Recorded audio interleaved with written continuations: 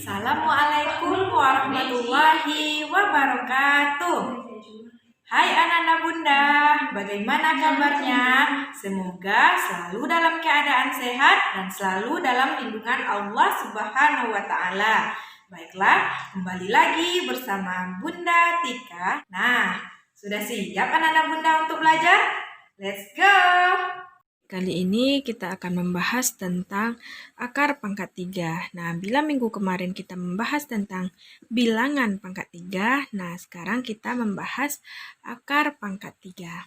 Ya, nah sebelum kita membahas cara penentuannya, maka terlebih dahulu kita harus mengetahui apa itu akar pangkat 3. Nah, akar pangkat 3 adalah akar pangkat 3 dari suatu bilangan adalah bilangan lain yang jika dipangkatkan 3 dapat menghasilkan bilangan tersebut. Nah, Bunda ulangi. Akar pangkat 3 dari suatu bilangan ya adalah bilangan lain yang jika dipangkatkan 3 maka menghasilkan bilangan tersebut. Nah, ini contoh rumusnya ya. Kemarin ini adalah bentuk dari bilangan pangkat 3 yang mana A pangkat 3 maka hasilnya B. Ya. Ini adalah rumus umumnya. Contoh 1 pangkat 3 maka hasilnya 1. Atau bisa yang berbeda. 2 pangkat 3 sama dengan 8. Maka A pangkat 3 sama dengan B. Itu yang dimaksud dengan rumus ini. Nah, dari rumus ini kita dapat menentukan akar pangkat 3 tersebut. Yang mana definisinya tadi yaitu akar pangkat 3 dari suatu bilangan adalah bilangan lain yang jika dipangkatkan 3 dapat menghasilkan bilangan tersebut. Nah, rumus umumnya akar pangkat 3 dari B sama dengan A. Kebalikan dari bilangan pangkat 3. Nah, itulah ataupun definisi lain dari akar pangkat 3 yaitu kebalikan dari bilangan pangkat 3 yang mana bilangan pangkat 3 tadi kita memiliki rumus A pangkat 3 sama dengan B, maka untuk akar pangkat 3 maka dia akan berubah bentuk menjadi akar pangkat 3 dari B sama dengan A. Nah, itu dia contoh.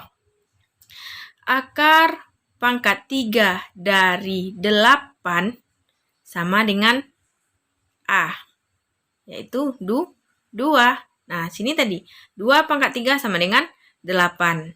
Nah, kalau dibalikkan maka akar pangkat 3 dari 8 sama dengan 2. Nah, itu dia. Nah, kita masuk ke contoh soalnya. Ya. Contohnya di sini. Akar pangkat 3 dari 125 dapat kita tuliskan. Akar pangkat 3 dari 125 adalah.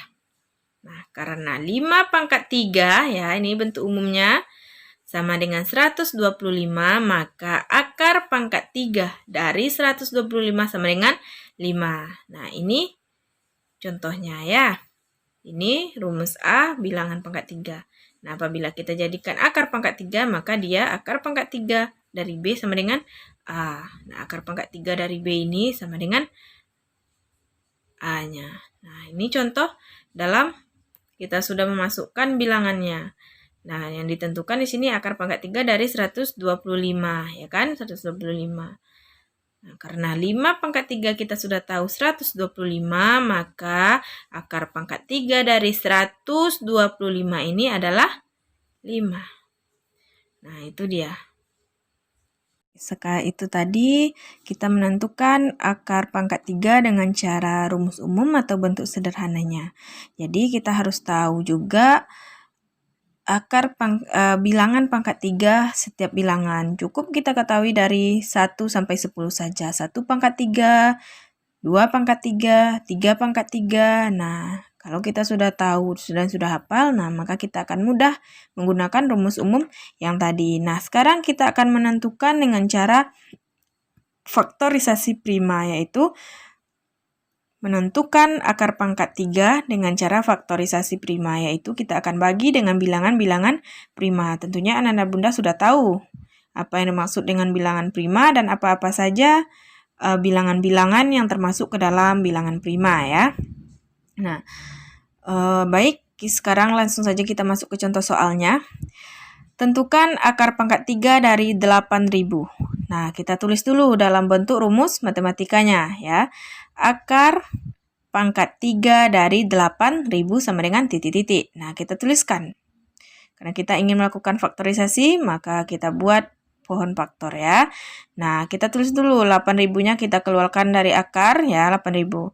Nah, bilangan prima yang pertama yang terkecil yaitu ada 2. Maka 8.000 dibagi 2 apakah bisa? Tentu saja bisa. Yaitu hasilnya 4.000. Apakah 4.000 masih bisa kita bagi 2? Tentu bisa. Yaitu hasilnya 2.000. Selanjutnya, kita bagi lagi 2.000 ini menjadi dengan bilangan prima ya. Kita bagi lagi dengan bilangan prima, apakah bisa dia dibagi 2? 2.000 ini bisa, yaitu hasilnya 1.000. Nah, 1.000 apakah bisa dibagi dengan 2 lagi? Tentu bisa, yaitu hasilnya 500. 500 dibagi 2, hasilnya 250. Dan 250 kita bagi lagi 2, kecilkan lagi ya, maka hasilnya 125. Nah, sampai sini kita akan terhenti. Nah, bilangan prima selanjutnya yaitu setelah 2 adalah 3. Seharusnya kita bagi dengan 3. Mengapa di sini kita bagi 5?